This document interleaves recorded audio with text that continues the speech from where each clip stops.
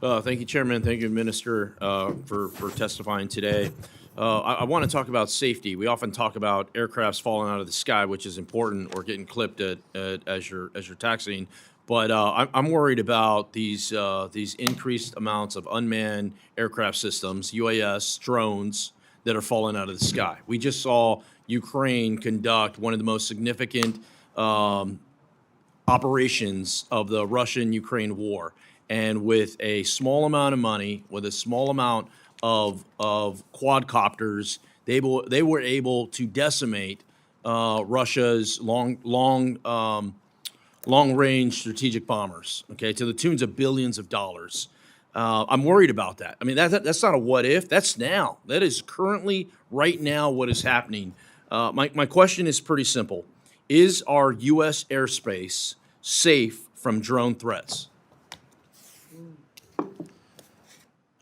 I would refer that question to the national security, but our airspace today is capable of managing safe integration of UAS. Because this is what I worry about, is after 9/11, everyone's pointing fingers and everyone saw this coming, but it's always somebody else's preview, right?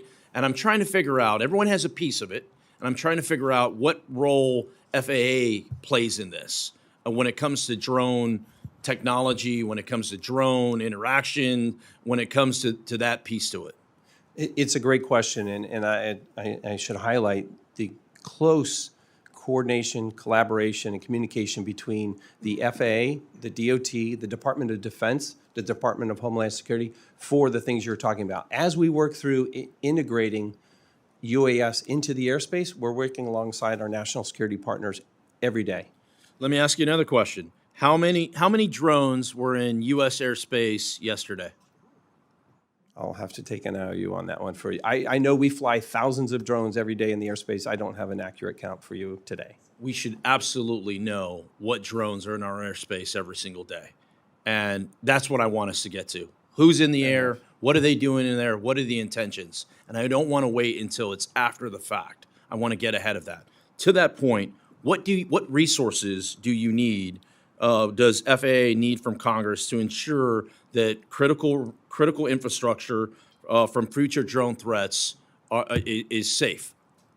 So our budget, in fact, does incorporate our need from Congress, our support from Congress, to make sure that as we work through this safe integration into the airspace, that we're working specifically on things like drone detection, drone mitigation. Again, working with our national security partners who do this for a living.